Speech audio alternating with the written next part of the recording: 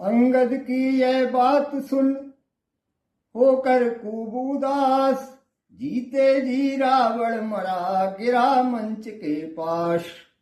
अंगद जी की बात सुन करके रावण उदास हो जाता है और मंच के पास गिर जाता है। विकलांग विवर्ण विकल विहल व्याकुल विचलित बलवान हुआ, लज्जा के नद में डूब गया पानी पानी अभिमान हुआ।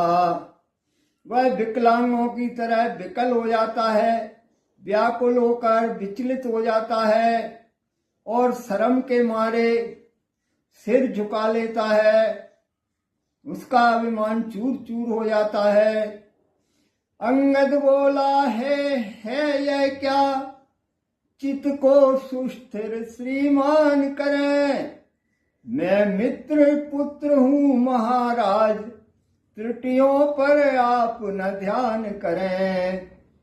तब अंगद जी कहते हैं, हे महाराज, चित्त को जरा स्थिर कीजिए। मैं भी तुम्हारे मित्र का पुत्र हूँ, इसलिए मेरी त्रुटियों पर ध्यान मत दो। रे जाओ सत्वर ही कोई, मिर्चों का नाश शीघ्र लाओ। राजा पर प्रेत सवार हुआ, स्याना ही कोई बुलवाओ। अंगद जी कहते हैं, हे सवासदो, जाओ जल्दी से मिर्ची लेके आओ। तुम्हारे राजा पर कोई प्रेत सवार हो गया है, इसलिए कोई स्याने को बुला कर लाओ। क्रूर हास्य सुन कीस का जल जल गया और आंख बदल कर कहा, सुन धूर्तों के शिरमौर।